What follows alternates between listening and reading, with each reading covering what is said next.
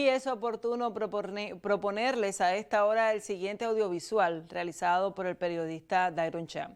Una historia entre montañas en la que nos adentraremos de la mano de la historiadora Olga Portuondo cuando arribamos al aniversario 73 de los asaltos a los cuarteles Moncada y Carlos Manuel de Céspedes.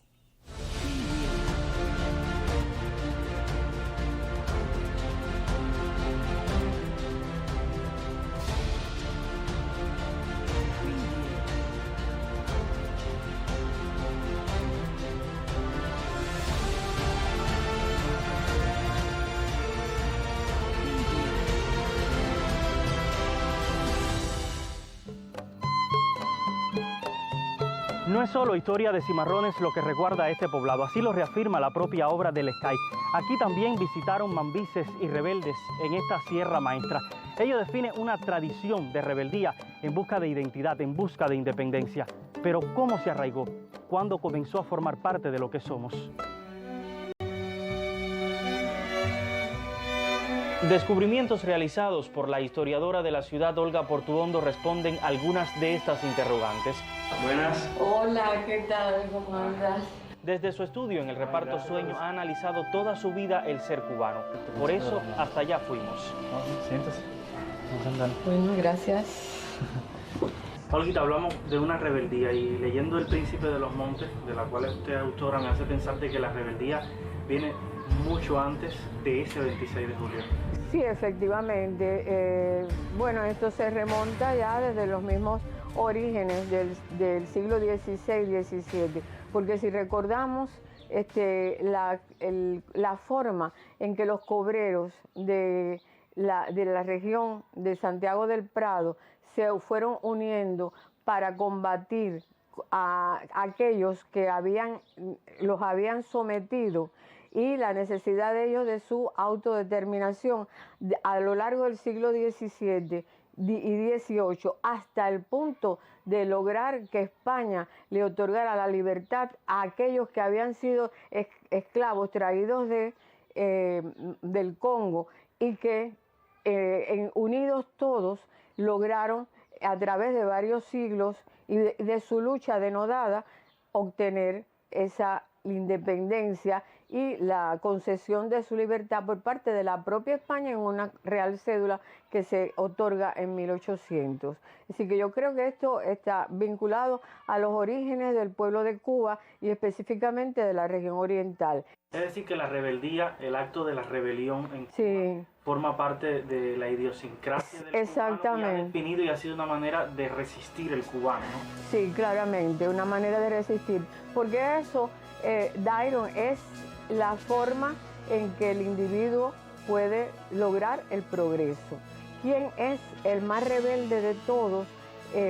Carlos Manuel de Céspedes, porque Carlos Manuel de Céspedes, en el momento que proclama el grito de la de Majagua, el 10 de octubre de 1868, hace lo mismo que hará Fidel en 1953, cumplir con el mandato de todo el pueblo de Cuba, de que la única manera que se podía lograr la independencia, ya que se habían probado todas las fórmulas por la vía pacífica, era la de las armas.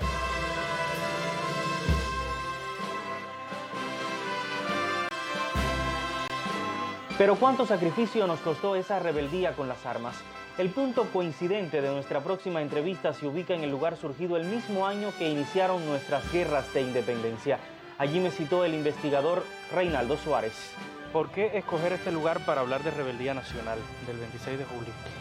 Dairon, yo, ahora que me lo preguntas, lo pienso y quizás en la geografía nacional te sería muy difícil encontrar otro sitio donde encuentres reposando a tantos rebeldes juntos. Si tú hicieras un paneo de este cementerio, te vas a encontrar muchas tumbas con banderas. Ahí hay un rebelde reposando, o varios rebeldes, porque en ocasiones son panteones de rebeldes. Pero no significa que todos los rebeldes están aquí.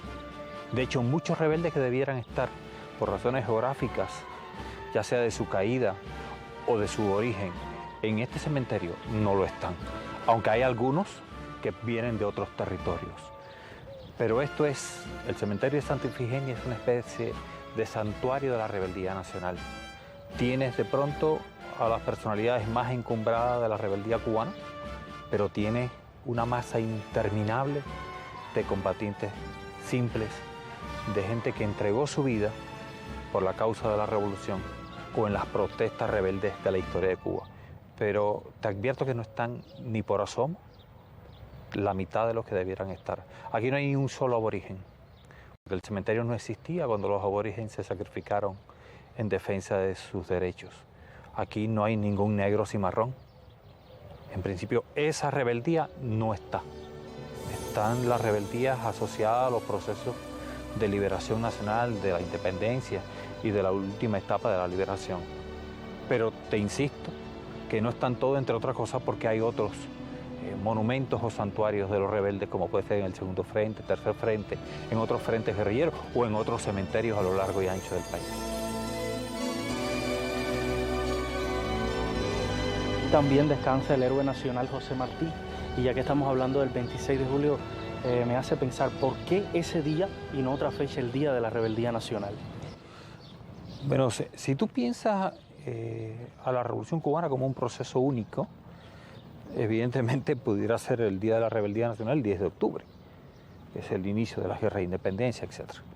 Ahora, si tú lo aíslas y te das cuenta de las circunstancias particulares que se dan en la República, cuando se produce el secuestro de la democracia en Cuba, la derogación de la Constitución y la implantación de una tiranía política en Cuba, el hecho que se produzca una reacción revolucionaria, rebelde contra esa dictadura mediante una acción armada y que sea la primera acción armada marca un hito, un punto de inflexión en la historia. Y en consecuencia, esta acción revolucionaria del 26 de julio va a propiciar que tenga un merecimiento particular en la historia nacional.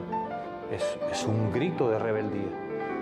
Es un grito de rebeldía con una cuota de sangre y con un impacto tremendo. Es por primera vez la rebeldía que va a terminar en una victoria de la causa rebelde, y por primera vez va a haber una revolución triunfante en Cuba. Le decía que es como que si el pensamiento de Fidel hubiera logrado sintetizar lo que hemos visto antes, Céspedes, el propio Martí y muchos otros antes que él.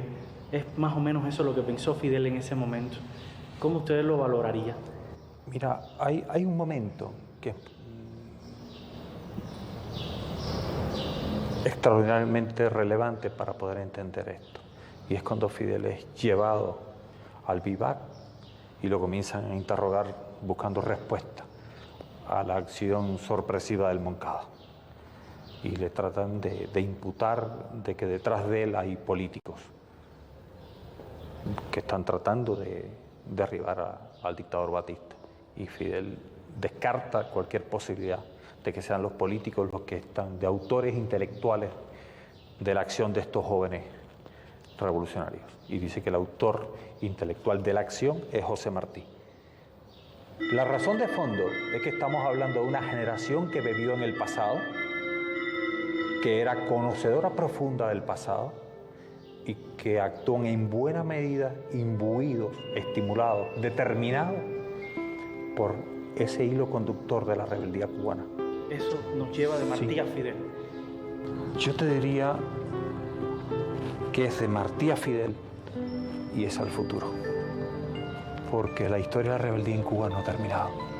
Este es un país acechado, es un país agredido, es un país que apuesta a ser distinto, a tener un proyecto distinto, y eso exige constantemente una cuota de rebeldía frente a los poderes creados. Y por tanto habrán muchos Martí, muchos Fidel. Eso es inevitable. Esta historia no ha terminado.